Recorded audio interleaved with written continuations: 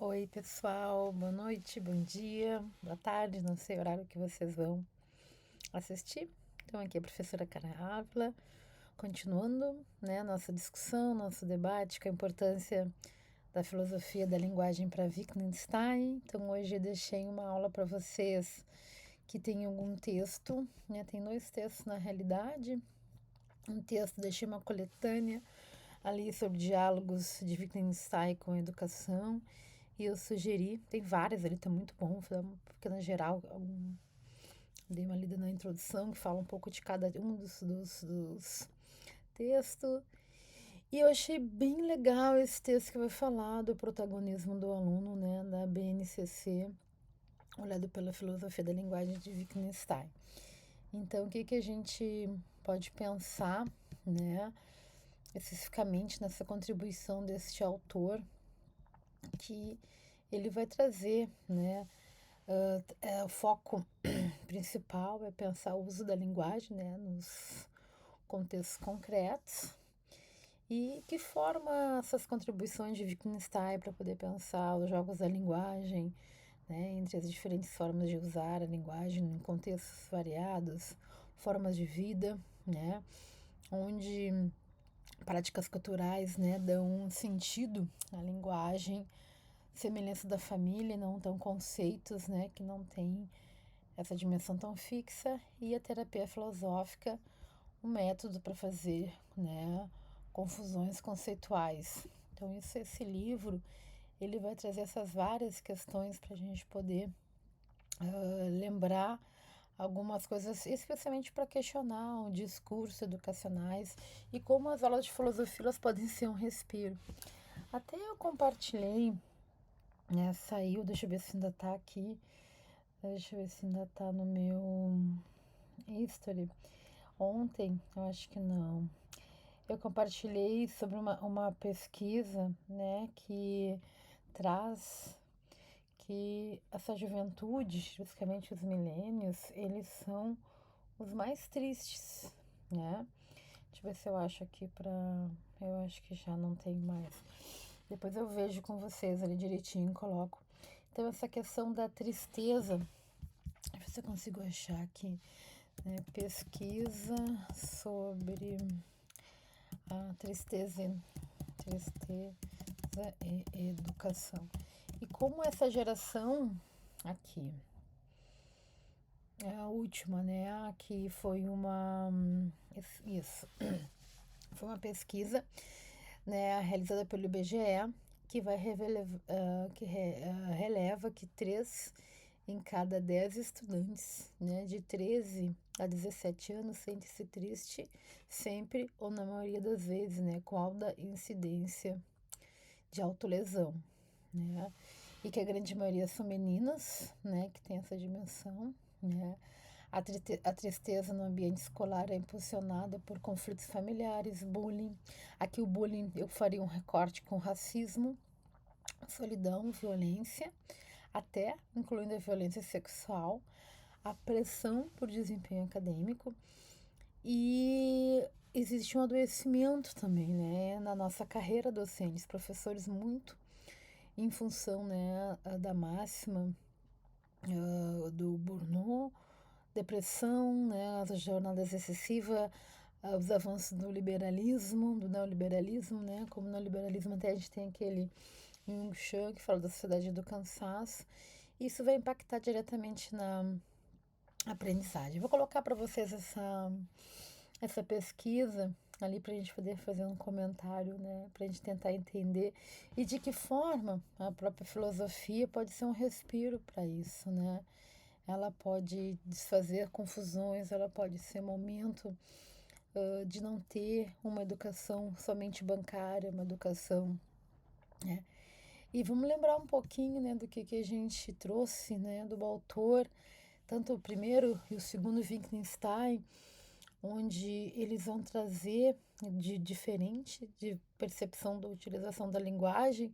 Primeira obra, primeiro Wittgenstein vai falar dessa linguagem representa o mundo, e o segundo vai falar do uso social da linguagem, que a gente pode trazer muitas dimensões, como significados, como cada contexto entendimento, cada dimensão vai ser sentida.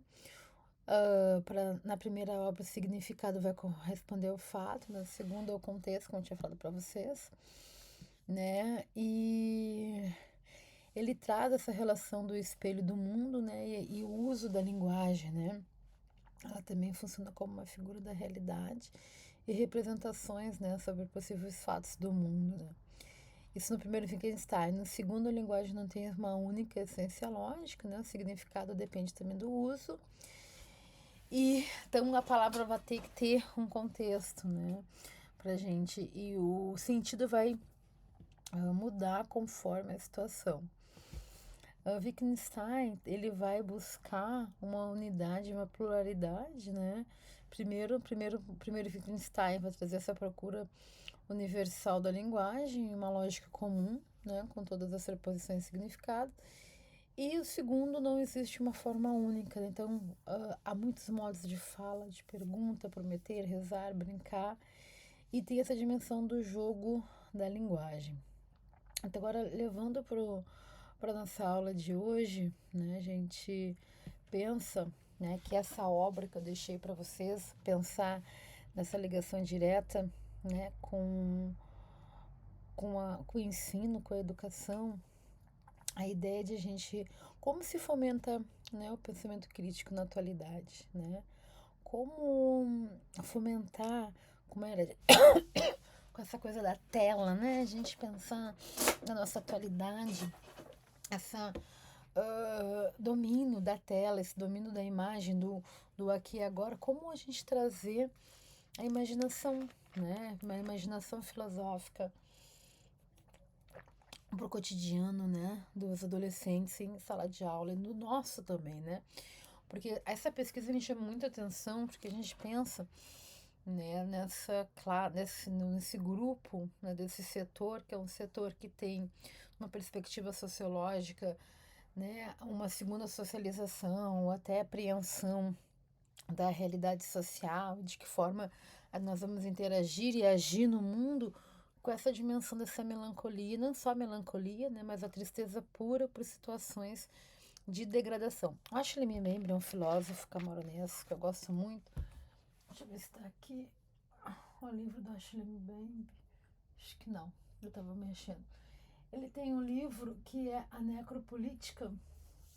Na ação de necropolítica ele faz uma relação com Foucault, né, de que quando o Estado escolhe quem pode morrer, né, pode morrer, aí a gente tem várias dimensões, olha a linguagem de Wittgenstein, né, várias dimensões para pensar a relação com a morte, né, que morte, né, que será, né, essa morte, né, mas claro que o Ashley Mbembe está falando da morte, que eu estou falando de da construção do inimigo, da construção da guerra, né, da questão da saúde, né, o necropoder.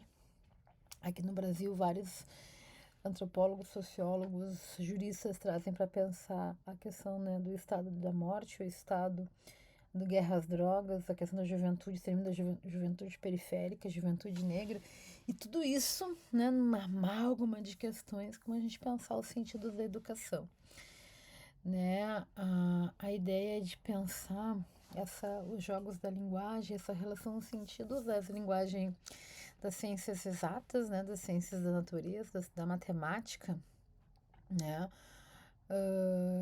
como ter essa dimensão da ciência na própria educação, sem perder, né, a questão da humanização, né, e esse humano também não é universal. Quando vamos trazer essa dimensão de gênero, classe, raça, sexualidade, aquele sujeito universal lá da modernidade, do iluminismo, né, ele trouxe uma centralidade para poder pensar o ser humano, mas esse humano nem todos tão humano. Essencialmente, quando a gente pensa assim, não eurocentro. Então, tem o Henrique Dussel, que é um filósofo argentino, que ele traz essa dimensão do eurocentrismo, né? Aí o Dussel traz essa dimensão de como isso também pode afetar, né, essas relações de subalternização. E como a subalternização e é através da interiorização de conceitos, de sentidos, né, interiorização de normas, de valores, que acaba também desumanizando determinados tipos de pessoa. E quando para esses autores dessa coletânea, a educação deve dar sentido à vida. E quando se perde isso, né? Ela vai trazer essa dimensão, né, de uma terapia filosófica na educação, de que forma os conceitos de aprendizagem, liberdade e avaliação, eles são super interessantes para pensar a prática educativa, né? Como nós estamos lidando, né, com essa dimensão da ciência e com vários, né, a dimensão dos laudos em sala de aula, dessa diversidade, da medicação, né, e também o uso, né, acrítico da inteligência artificial.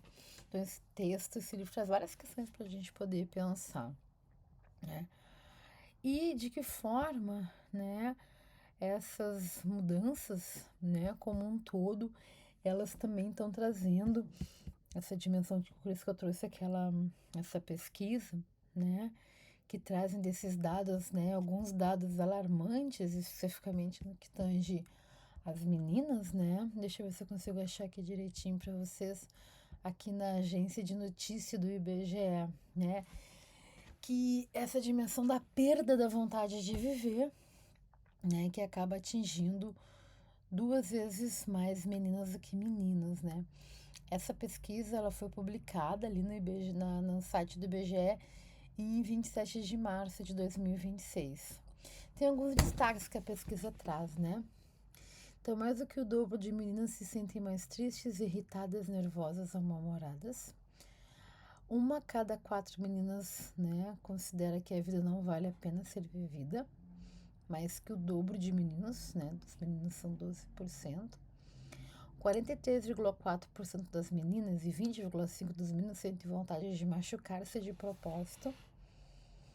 2 meses antes da pesquisa, mais de 40 adolescentes de 13 a 17 anos afirmam que não estão satisfeitos com a própria imagem corporal. Olha a dimensão, né, dessa construção dos sentidos de ser, dessa construção, né? E o percentual de satisfação com a própria imagem cai, né? Quando ela cai, né? Quando era em 2015 era de 70%, agora são 40%. Eu não sei se vocês perceberam, eu tenho um sobrinho adolescente, eles quase não postam, assim, eles vêm bastante pro TikTok. E quando ele posta a foto, toda a foto deles, dos amiguinhos deles, é com o rosto, ou tapando o rosto com o celular, ou eles fazem uma marquinha, né, para não pensar essa dimensão, né? Então, é muito interessante a gente pensar como, né, todo esse conjunto de avanços do capital, do neoliberalismo, da sociedade de consumo, da questão das apostas, como essas casas, como o Tigrinho, como o TikTok, como isso invade, né, este processo de socialização e o sentido, né, o sentido da vida, o sentido da música, como é que a arte, a música, né, essas dimensões, elas são percebidas por esse universo adolescente. Tô falando aqui pra vocês, eu fiquei pensando também em algo que viralizou, é uma página do Instagram do menino que música canta MPB, né? Vou passar pra vocês isso ali na nossa aula ali também de curiosidades, né? Tanto essa pesquisa do IBGE, até vou colocar aqui desse menino do Instagram, que ele canta Zé Ramalho, ele canta Barão Vermelho, assim, sabe? Tipo, e essa dimensão desse professor, né, que trabalha a ideia de MPB para crianças, né, crianças e adolescentes, né? Então, como é que a gente pode pensar esses diferentes sentidos numa construção de composições, né, que falam para além de uma mobilidade de uma estética corporal e para além de uma perspectiva de ostentação, mas de coisas da vida, né? Muito interessante para a gente poder pensar. Deixa eu continuar aqui. Tem uma parte do livro que eles vão falar dessa dimensão de pensar o conceito, né, de cuidado, que ele vai mudando, né, de cultura para cultura e como a cultura eurocêntrica ela tem essa dimensão da feminilização do cuidado e de uma desigualdade, né, sexual, né, do que tange essa feminilização do cuidado e a construção de uma masculinidade tóxica, onde o homem não está presente com isso, né? E como é interessante poder pensar outras visões de mundo a partir com os hábitos indígenas, os povos tradicionais, para entender essa relação, né? E muitas vezes como ainda quando sem esse tempo da própria prática docente poder pensar e relativizar a sua praxis, existem algumas teorias educacionais que estão desconectadas da prática, desconectadas da realidade, que cai-se no vazio. E aí, né, não consegue se ter a conexão e a própria dimensão do sucesso escolar, né? A ideia é pensar, né? Tem um capítulo que ele fala uma crítica ao currículo, né? Sobre principalmente a questão da matemática, essa crítica de uma visão utilitarista da matemática, e não pensar a matemática sobre as construções humanas. É que eu acho muito interessante, né? Como eu sou pesquisadora das relações étnico-raciais, ativista da Lei 10.639, acho que é muito interessante a gente pensar como não se coloca, por exemplo, né, alguns jogos, jogo de búzio, né, como uma perspectiva matemática, a questão da proporção, a influência, né, egípcia, né, de pensar o Egito enquanto também um território negro, para pensar a valorização desse outro, né? E de que forma, muitas vezes, a nossa língua portuguesa, eu lembro de uma linguista Spivak, que ela fala do pode ser voltaire indiana, pode ser voltaire não falar, mas como que a língua portuguesa, ela também tem uma violência colonial, né, no que tange pensar essa norma só pela norma, mas não entender o porquê dessa norma, né, diferenciar a fala do escrito, o formal, né, do cotidiano, né, como é importante também trazer isso daí sem de forma de uma valorização, de uma hierarquização de ser, né. Depois tem vários artigos, vocês vão ver, né, mas o que eu gostaria muito é de deixar com vocês, ali depois nós vamos no capítulo 10, que existe muitas vezes um uso confuso da linguagem, dos códigos linguísticos, né? E especificamente dessa ideia de conceitos fixos universais e um excesso de modelos rígidos, não no sentido de dialogar com o que a gente está vivendo, com as transformações, porque também precisamos, né, em algum momento estar aberto e atento a essas mudanças junto com os estudantes, né? E o livro, né, vai trazer, repensar a linguagem, né, como essencial para repensar a educação, pensar uma educação mais contextualizada, atenção às práticas reais, a valorização da cultura, né, de que forma criar códigos, né, ou criar não, mas observar códigos que são dialogáveis, né, e uma formação crítica. Essa capítulo que eu pedi para vocês, ele vai falar basicamente do protagonismo do aluno, né? Mas como pensar essa dimensão, né, sem ter uma clareza conceitual, né? E é isso como faz Wittgenstein, focando no uso da linguagem. O que é protagonismo, né? Ele vira um centro central, mas muitas vezes ele é tratado como indiscutível, uma perspectiva dogmática, né? Então é preciso ter essa ideia de que tipos, né, desses protagonismos e como isso, o que significa isso, né? E vi que nesse contexto, que contexto eu preciso do protagonismo do estudante, eu também preciso da autoridade do professor, né? E isso é o que é o processo, e como muitas vezes a gente não consegue fluir e dar conta do processo. Então, muitas vezes esse termo de protagonista, ele é associado à autonomia, liberdade de escolha, né? mas também umas questões podem ser utilizadas somente de forma autoexplicativa, né? Então, o que que significa aprofundar, né? Falar em liberdade de escolha. Tipo, muitas vezes, se a gente deixar, né? A gente cai em umas armadilhas por o que que é, os alunos não querem, mas, bom, como é que significa dentro dessas, de estabelecer esse conjunto de regras que é a vida, e o que é aquele contexto, o que é aquele microcosmico, e o que que dentro daquilo, quais os caminhos podemos construir junto, né?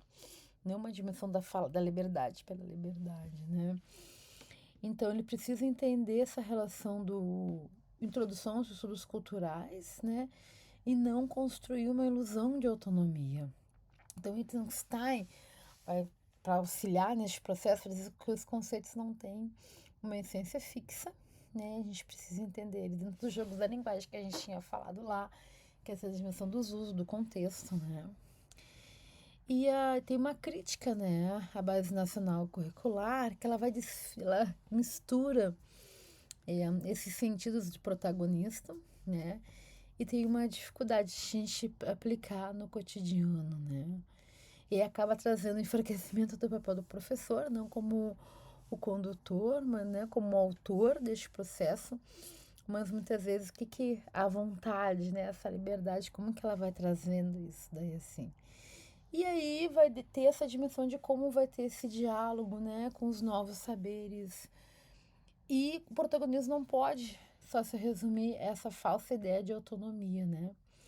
Então a gente precisa, né, a autora traz a crítica ao uso da linguagem para entender, muitas vezes, o uso ideológico de uma dimensão que é só para cumprir determinadas regras, né?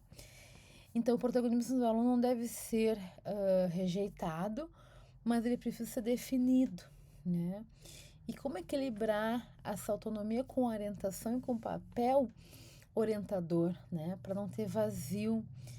Então, o protagonismo do aluno, né, é confuso muitas vezes. Eu acho muito interessante essa dimensão que ele traz. Então, não existe um protagonismo sem a formação, né? E sem um ensino que estruture, né, este protagonismo.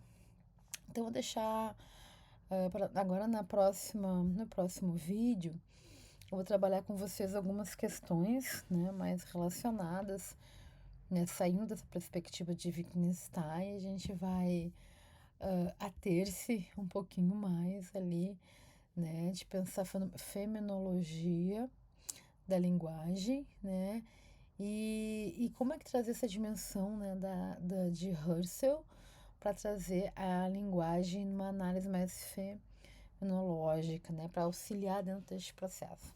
Tá bem, gente? Um grande abraço, até!